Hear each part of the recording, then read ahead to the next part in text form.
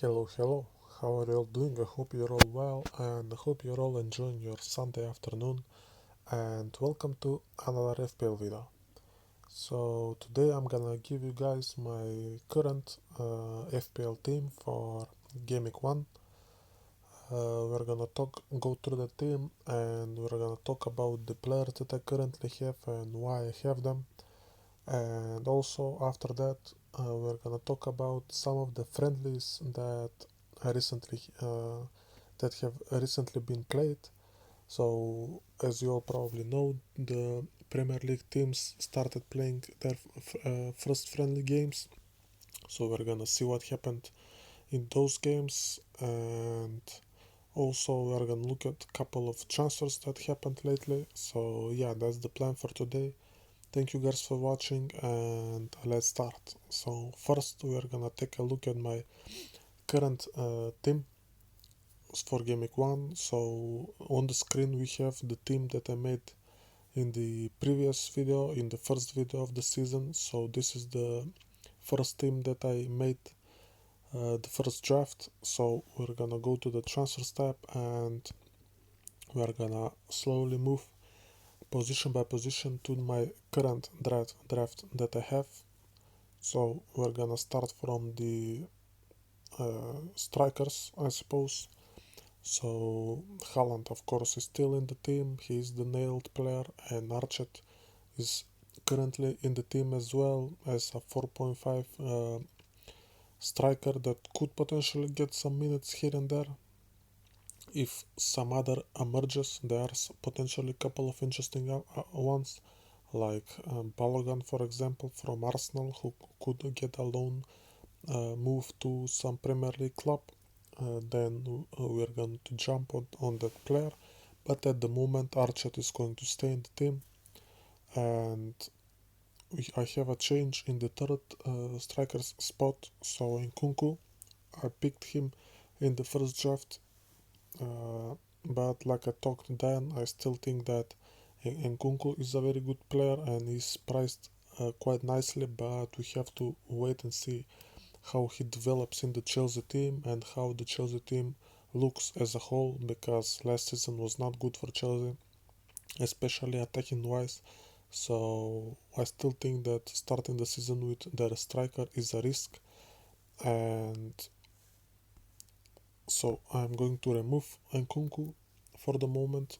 I don't have him in my draft currently, and I will probably not start Game Week 1 with him, but I might get him later on in the season if he shows the if he proves the what people are saying about him, that he's going to be a good signing, that he's going to be a super FPL asset. So the third striker that I currently have in my team, surprisingly, is not Gabriel Jesus. So I had Gabriel Jesus for quite some time, but a couple of days ago I decided to go with a different striker for the moment, and that different striker at the moment is Oli Watkins. So currently I have Oli Watkins in my draft. You might say, why Oli Watkins over Gabriel Jesus? Well, basically I think I'm going with two Arsenal attackers at the moment, and uh, like I already said, Saka is going to be one of those two, and the second spot I had Gabriel Jesus for quite some time, but recently I was looking at it and I think that that Martinelli might be the better choice than Gabriel Jesus. So I currently have Martinelli in my team as well, and that's why Gabriel Jesus is not in the team. I think Martinelli is potentially the better option, and Oli Watkins as well I like as a player. So I think Aston Villa have a very good team this season, defensively and attacking wise. I think they made a couple of very smart transfers, and plus their fixtures are super solid at the start of the season as well. So I could see Aston Villa scoring loads of goals in these first 5 games. They are all easy games to score in my opinion.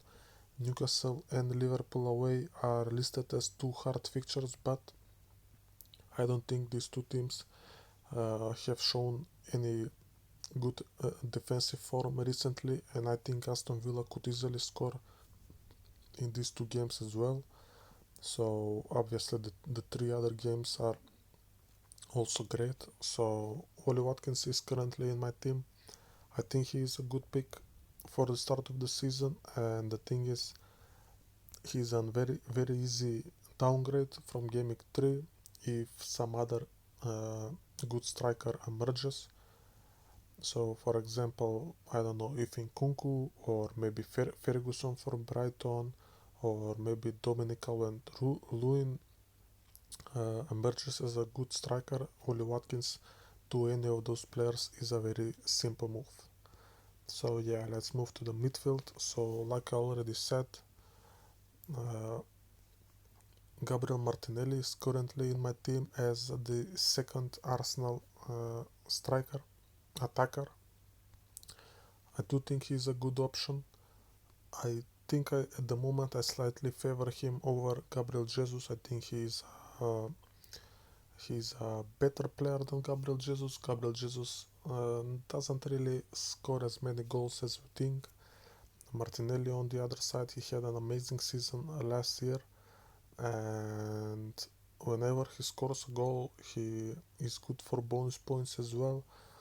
Now, I know people are saying that he's not really nailed because of Trossard. He's a minutes risk, but I would say the same thing for goes for Gabriel Jesus as well, because Trossard can play as a striker as well as a left winger. Plus, Eddie Nketiah is there as well, so I'm not too worried about Martinelli's minutes. I think he's going to start pretty much every game for Arsenal and play at least 60 to 70 minutes, sometimes even full games.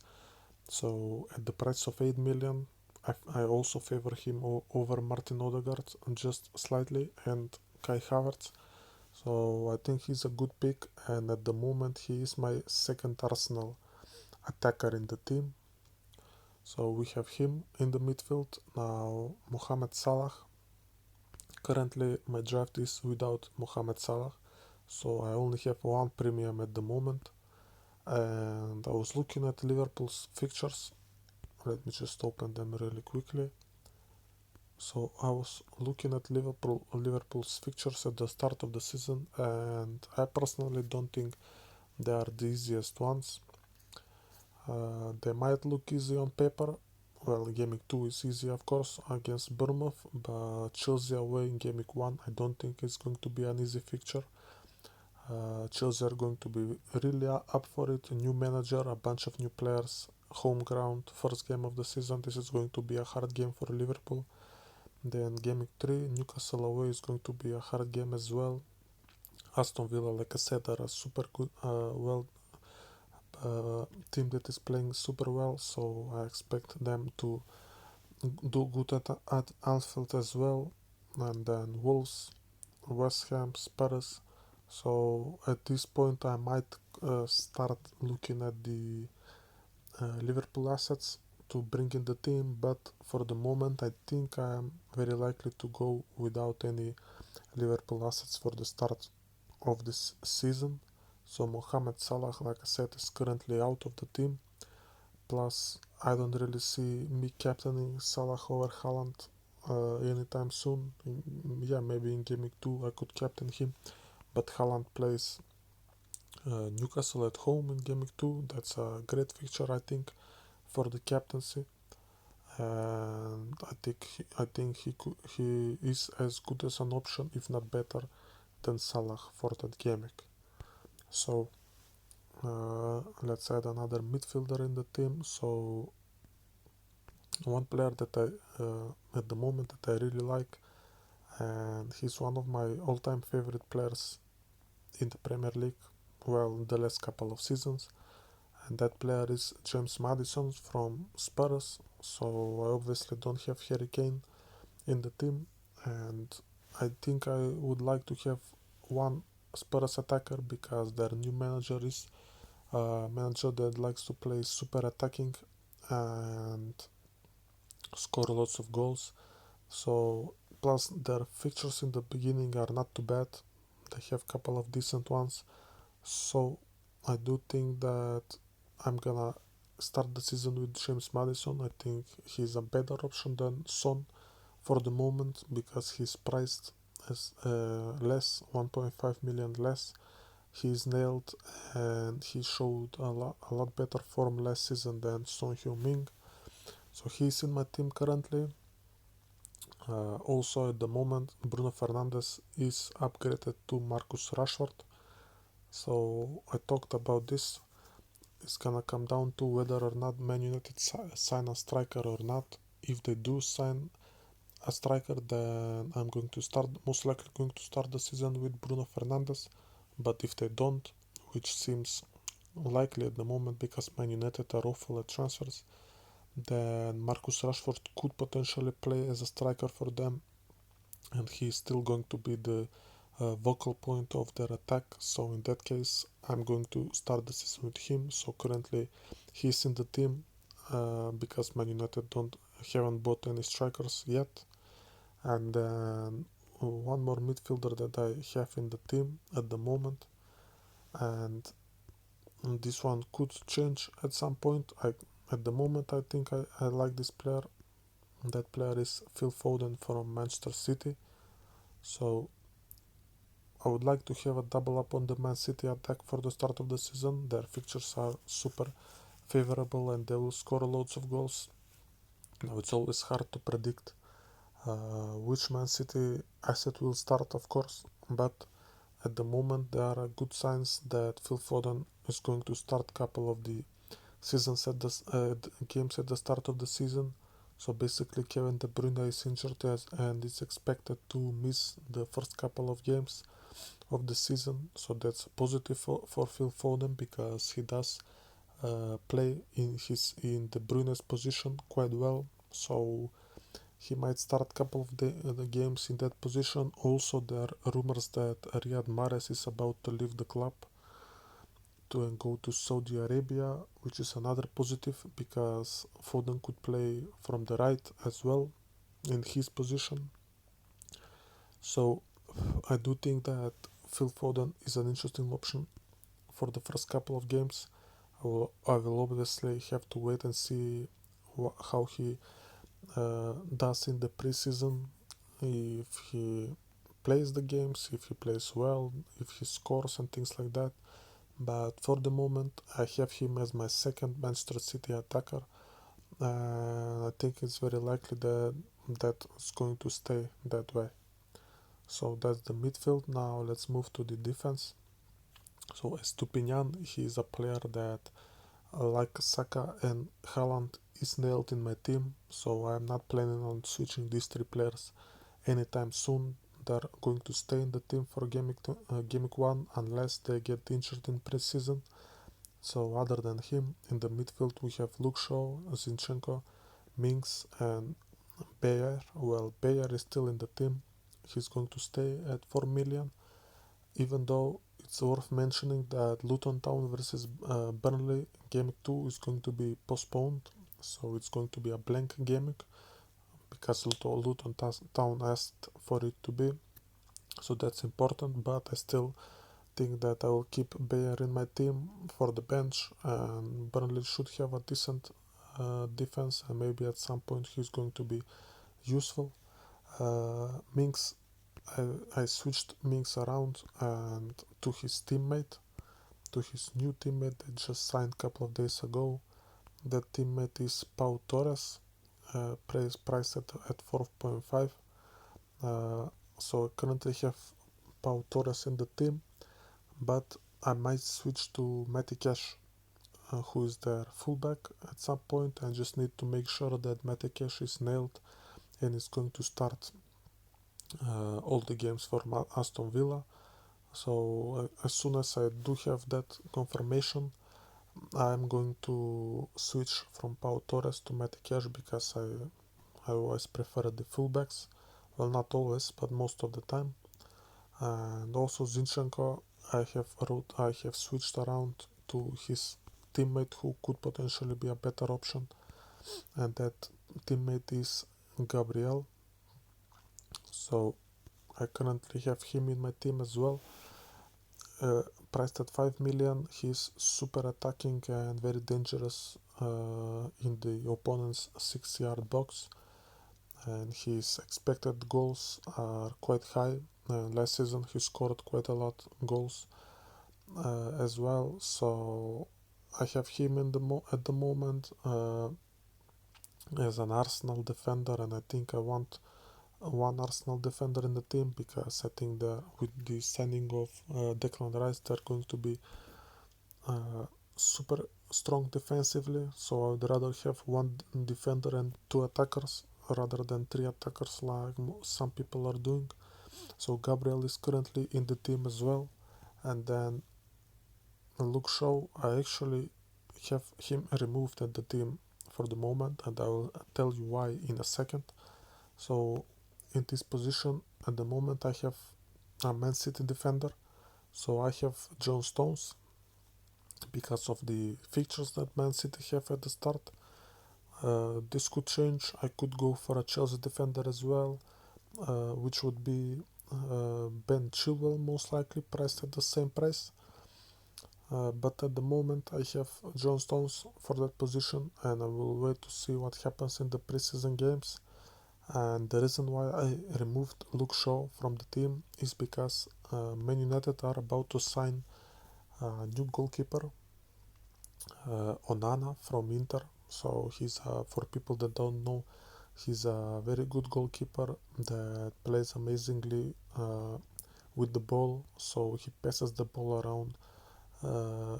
He's quite relaxed and good with the ball. So for FPL wise, that means that he's going to be a bonus point magnet. So anytime, kind of like Kepa last season, if you remember Kepa, whenever he kept a clean sheet last season, he used to get like 10-11 points because he would always get the clean sheet plus 1 or 2 points for the saves and 3 bonus points because he would always pass the ball around. I think it's very likely that's going to happen with Onana as well. If Man United do sign him, which looks very likely at the moment. So if that does happen, he's going to be my goalkeeper for this season. Now, obviously, at the moment, he's not still a Man United player, but I think that deal is going to happen at some point. And also, my second goalkeeper is going to be a different 4 million goalkeeper, and that is Areola from West Ham. So there are rumors that Areola might be West Ham's first goalkeeper at some point this season because Fabianski is getting older. He's 38 now, I believe. So I think Areola might push him out of the team at some point. So yeah, this is the team that I currently have. Like I said, this 5 million in the bank would go to Onana, who I think will be priced at 5 million. If he's 5.5, then I'm not gonna go for him, but I don't think that will be the case for the moment until that transfer hasn't yet happened. I like Flecken as an option because I think Raya is going to be sold by Brentford most likely, and Flecken would be their first goalkeeper potentially at the price of 4.5. So at the moment I have him, but like I said, I'm waiting for Onana to be announced by Man United, and he's going to come in my team in that position. So this is the current team. Here it is. Here is how it looks. So it's a 3-5-2 team. I think it's an interesting team. It's a differential team. It's not really the type of team that everyone goes for, which I like. And there are a couple of interesting options here. Please tell me what you think about this. I'm sure you would like some of the options more, other ones less, but let me know, please. And yeah, this is the current team that I have now. As you know, the Premier League teams started playing their preseason games. Man United played a game. Mason Mount had his debut for the team. other than him, the other attackers didn't really play in this game, but they did play quite a strong defense with Varane and Martinez starting in the central defender spots, and they kept a clean sheet, which shows us that Man United are going to be super solid defensively once again this season, I think. And also Arsenal played a preseason friendly as well. Yesterday, I believe they played a German team, and Saka scored a goal in that game with a Ben White assist. Uh, Kai Havertz, their new signing, played in that game as well, and Gabriel Jesus played also. From what I heard, Kai Havertz didn't really perform that well. He was struggling a bit on the field, but it's still early days. He might change that in the future. We will wait and see. And yeah, a couple of other teams played some preseason friendlies, but it's mostly their second teams. Their first team players are still not back in the teams yet. Brentford, I just remembered, they played a preseason friendly as well, and Henry, their fullback, uh, had a very good assist, so he's a option to keep an eye on also. And yeah, there are a couple of friendlies coming in the next couple of days, so we're gonna see what happens in those. And yeah, that's all that I have for today. Thank you guys for watching the video. I hope you like it, and yeah, let me know what you think of this team. Thank you, and see you at the next one. Peace.